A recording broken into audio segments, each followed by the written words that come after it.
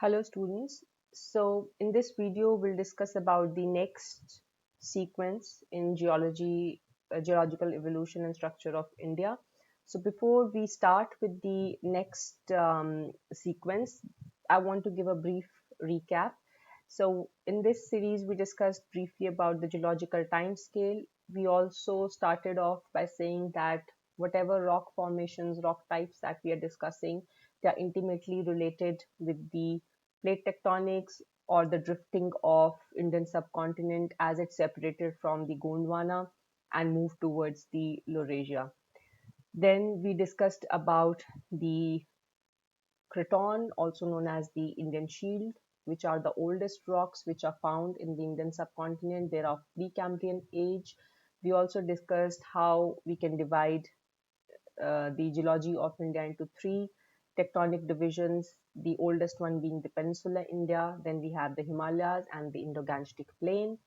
In that series, we first discussed about the peninsula or the Creton, and we saw how Creton has preserved different types of rocks, oldest one being the Archean and Paleoproterozoic, which are largely the crystallines, gneisses, and granites. And then we are moving towards the younger rock sequences. So we discussed about the Archean cretons, where we divided them into Aravali creton, Bundelkhand creton, Singhbhum creton, Bastar creton, and East and West Aravar cretons. We also discussed about the ages of these cretons, largely from 3.6 to 2.4 billion years.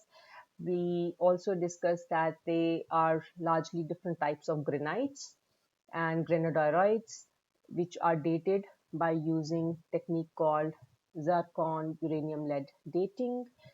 We also discussed the importance of these rocks, which tell us how the tectonic regime of Indian plate it shifted from not plate tectonic like to plate tectonic like. And we also learned that the rocks that we see, the igneous rocks that we see, they are actually evidence of different volcanic activities or events of magmatism that happened over a period of time. We also learned that this cretonization or the large scale deposition was stabilized around 3 billion years ago, which is represented by a large slab of granite. And next in the series of the oldest rocks, we discussed about the early Proterozoic mobile belts, which are nothing but the deformed margins of these cretons. And we discussed that this deformation happened because these cretons were undergoing the tectonic movement, and because of the stress that was created, the margins were deformed. We also discussed the three major subcategories of mobile belts: the Eastern Ghat, the Satpura Aravali, and Chota Nagpur Singhbhum mobile belts. And of course, because these are deformed shear zones, we would expect metamorphic rocks there. So that is what we find. Just above the Archean rocks, we discussed about the Proterozoic rock formations. They are also known as Purana group of formation in old literature. We saw some of the field photographs of these rocks which are lying over the Archean basement. And these Purana group of formations, they are largely sedimentaries. As we saw, here are the beds of quartzites. But along with the sedimentaries, there are also igneous rocks deposited there. We divided them into six major categories: old granites, Kudappa system, Delian Vindhyan system, younger granites, and Malani volcanics. Then next in the series, we discussed about the continent interior later Proterozoic sedimentary basins, which developed between these stabilized cretons. And these are the basins which were formed after 1.6 billion years, and they are represented by the sedimentary rocks. Here we also learned that these sedimentary basins of the later Proterozoic period have preserved the first evidence of fossils known as the stromatolites, which are nothing but the preserved um, preserved cyanobacteria which have been cemented over the period of time by photosynthesis.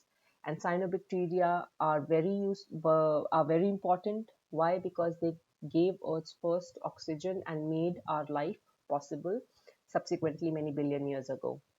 And briefly, we discussed where these stromatolites grew, largely in the shallow marine environment. You can see the tidal environment here and how different types of stromatolites were formed. Then we also discussed the major types of these later Proterozoic sedimentary basins: Kodappa Basin, Vindhyan Basin, Palnad, Kalgadi, and Bhima Basin. Now, the next type in the geological formation, we will discuss about the Gondwana Basins. Now, Gondwana basins, they are similar to the later Proterozoic sedimentary basins that we discussed in earlier videos. Why? Because they are also formed within the cratons, the stabilized cratons. As you can see in this map, the black color here represents the Gondwana basins. And where have they formed? They are formed along the weak zones within these cratons. Now, whenever we are discussing these rock formations, you have to keep in mind that the Indian plate is still moving towards the Eurasian plate. And because of this movement, a lot of stress is being created so that these cratons would break along the weak zones, leading to the formation of rift valleys or the grabens. And of course, when you have a depression in form of a rift valley, sediments would get deposited, which would harden and get lithified over a period of time and form various rock types. These Gondwana basins, they were formed around zero point 0.3 giga-annum years of age, or about zero point 0.3 billion years ago. They are formed along the linear belts, and they are result of major tectonics, as we have just discussed. So if we classify them into different, or we name these Gondwana basins, what are those? They are the Damodar river valley basins, mostly located in Jharkhand and Bengal. Then we have the Mahanadi basin in Odisha and Chhattisgarh. Then we have the Son Valley basin here. Then we have the Pranhita Godavari basin in Andhra Pradesh. And then we have several Gondwana basins in Kutch. Rift Cambe Basin is part of that. Narmada Valley is also a Gondwana basin. Now, before we discuss what kind of rocks are deposited in Gondwana basins, or what are the various rock formations, it is important to discuss a very extreme event of climate within the Earth's history, known as the snowball Earth. Now, as you can see in this picture, our beautiful blue planet is no longer blue here. It is covered with white ice and snow and looks like a snowball or crystallized snowball. The timing of this event is still debated. There are still evidence coming in, but largely it is believed that it happened between 700 million to 600 million years ago. And why this happened, of course, that is also $1 million question. Why is also difficult to answer. But one of the reasons that is suggested is the breaking up of the Gondwana land. Now, as you can see in this paleo map, which shows the Earth's land masses, the large continent has broken up into several smaller continents. And you can see the Indian subcontinent is somewhere near the equator at that time. Now, what happened when you broke up this large landmass into several small pieces? Now you can see the margins of the continents. They were exposed to the large water bodies or the oceans and the seas. What these large water bodies did, the moisture from these large water bodies were able to get transported to these continents, which led to greater rainfall. And when you have greater rainfall, you'll have greater erosion, greater weathering. Weathering is also known to consume carbon dioxide from the atmosphere. We all know that carbon dioxide is a greenhouse gas, more so in today's time because we are pumping additional carbon dioxide into the atmosphere. We have generated another problem of global warming. So carbon dioxide, we all know, is a greenhouse gas. Now, when the rate of weathering increased at that time, the concentration of carbon dioxide decreased. Why? Because weathering consumes carbon dioxide. And when you decrease carbon dioxide, you cool the atmosphere. And this cooling led to heavy snowfall on the continents that led to development of large ice sheets and glaciers. And that is what is known to be, or what is hypothesized to be, one of the major reasons for the snowball earth formation. So how did geologists know that this happened? This great man, Professor Hoffman, I think he's around 80 years of age and still is working in field. This picture is from the deserts of Namibia in Africa. And what is so spectacular about this picture? The you can see two different types of rock formations here. As you can see, this base layer, this it is different than the top layer here. And how you can see big boulders which are interbedded within the finer sediments, and you don't see any such boulders in the top sequence. What is the sequence? These are the glacier deposits. Now, I hope you remember from your undergraduate classes that glaciers, they simply erode the material from the valleys and dump them like a bulldozer. There is no stratification, there is no layering of the sediment as we may see in fluval deposits. So this entire sequence here with the matrix or the background of finer deposits, and you have the big boulders or dimectites or the angular boulders, you can say, which were deposited by the glaciers. And this entire sequence represents the glacier deposits. What about this top sequence? This is the limestone. Limestone is deposited in shallow marine environment and represents slightly warmer conditions. So right after this massive layer of glacier deposits, we have limestone deposition. So glacier deposits represents the snowball earth, and limestone deposit represents the deglaciation or melting of these huge ice sheets and glaciers, which led to the deposition of the limestone. So this was the first evidence that was discovered in the desert of Namibia, which gave strength to this hypothesis that Earth was widespread covered with ice sheets and glaciers up till equator.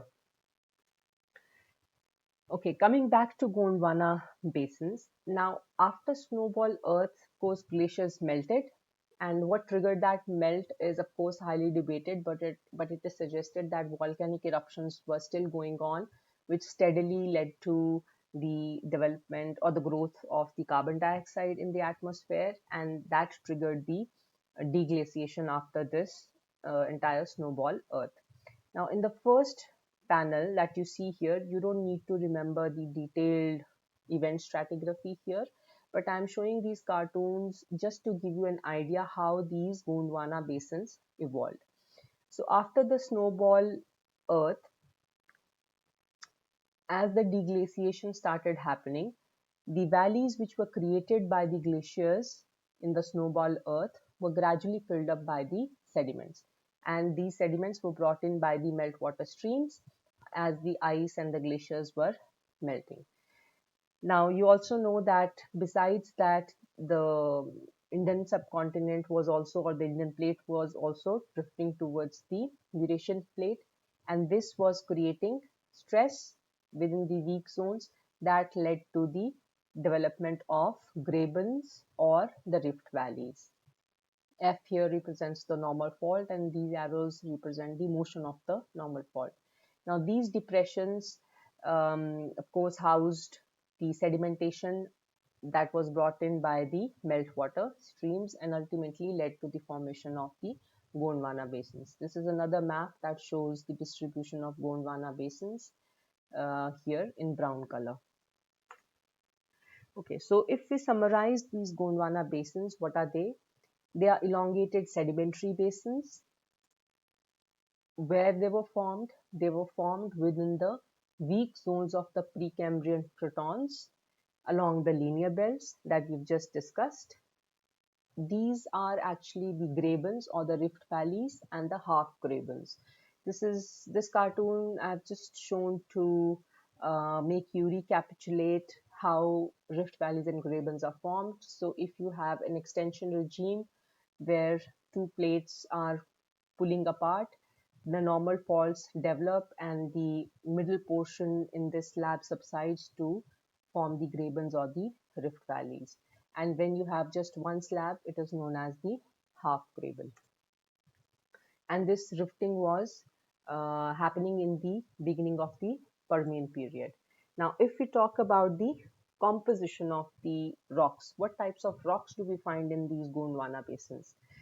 Now you know that there was an event of snowball glaciation within the earth, and that will dictate our rock types in the Gondwana basins.